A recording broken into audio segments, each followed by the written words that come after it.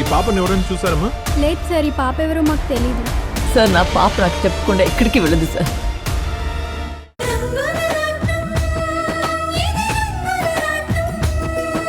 సీత, సీత, ఎక్కడున్నావు సీత? త్వరగా రా. అయ్యో ఏంటండి, ఏంటి మీ హడావుడి? నోరు తెరు, నోరు తెరు చెప్తా. అయ్యో దేనికి? ఏంటండి ఇది? ఎందుకు సంతోషం? ఆ రోజు నువ్వు ఏమంటూ బిజినెస్ చెయ్యండి అని నీ నోటితో అన్నావో కానీ నువ్వన్నట్టుగానే మన బిజినెస్కి అన్ని ఏర్పాట్లు పూర్తయిపోయాయి. లోన్ శాంక్షన్ అయింది. సీత, మన ఆఫీస్ పెట్టుకోవడానికి ప్లేస్ కూడా దొరికింది. రేపు పూజ చేయడానికి అన్ని ఏర్పాట్లు పూర్తి చేశాం. కార్తీక్ కూడా చాలా చాలా సంతోషంగా ఉన్నాడు. నిజమా? ఏది నోరు తెరవండి. సీత, మన కంపెనీకి ఏం పేరు పెట్టామో తెలుసా? ఏం పేరు పెట్టారు? రాణి ఇండస్ట్రియల్ సొల్యూషన్స్. అత్తమ్మ పేరు? అవును. కార్డ్స్ ప్రింట్ చేయడానికి ఆర్డర్ కూడా ఇచ్చాం.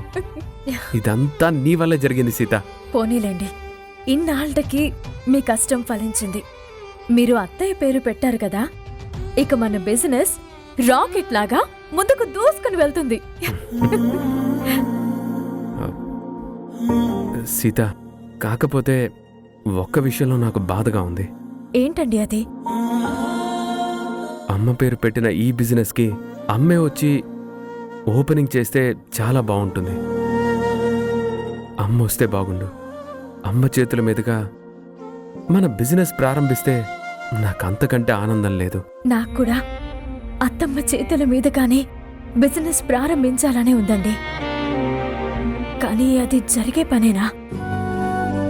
అత్తమ్మ ఏ పరిస్థితుల్లో మనల్ని దూరం పెడుతున్నారో, కనీసం మనతో మాట్లాడకుండా ఎందుకు దూరం అవుతున్నారో నాకు తెలీదండి.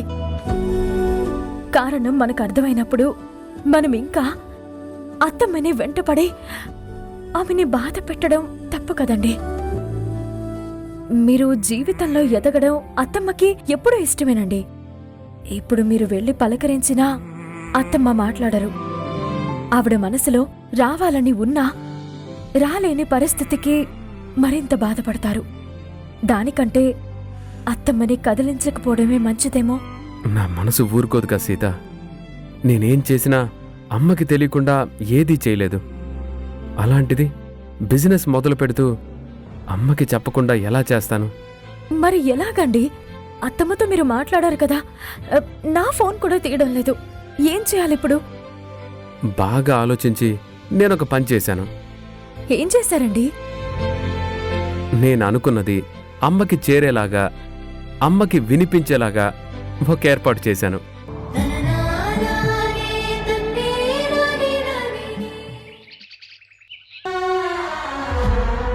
నాకు తెలుసు రాణి, ఈ కష్టం ఎవ్వరికీ రాకూడదు.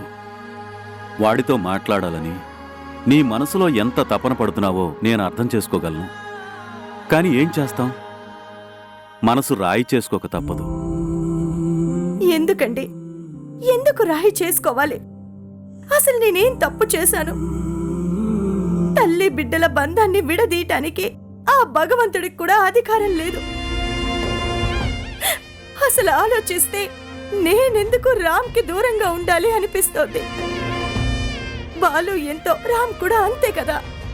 అసలు కన్న తల్లి ఎవరితో మాట్లాడాలి, ఎవరితో మాట్లాడకూడదు అని నిర్ణయించడానికి వాడికి ఏం అధికారం ఉందండి? అసలు వాడు అలా ఎలా నా చేత ఒట్టేయించుకున్నాడు? ఒక పిచ్చిదానిలాగా నేనెలా ఒట్టేశాను? నువ్వు ఒట్టేయడానికి కారణం కూడా నీ బిడ్డల మీద నువ్వు పెంచుకున్న ప్రేమే రాణి. నీ కళ్ల ముందు వాడు చచ్చిపోతాను అంటే కన్న తల్లిగా నువ్వు ఎలా తట్టుకోగలవు? కన్నబిడ్డ ఏమైపోతాడో, వాడేదైనా చేసుకుంటాడేమోనని ఆ భయంతో నువ్వు ఒట్టేశావు. దానికి ఇప్పుడు శిక్ష అనుభవిస్తున్నానండి. నాతో ఒక్క మాటైనా మాట్లాడాలని రామ్ ఎంత తపన పడిపోతున్నాడో మీకు తెలియదండి. అసలు నేనెందుకు మాట్లాడడం లేదో వాడికి ఏం అర్థం కావడం లేదు.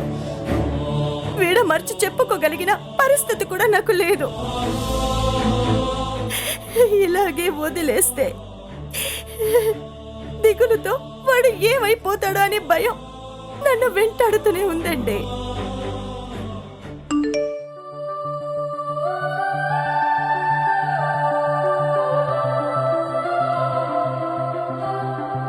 ఏమండి, రామ్ మెసేజ్ చేశాడు. అవునా?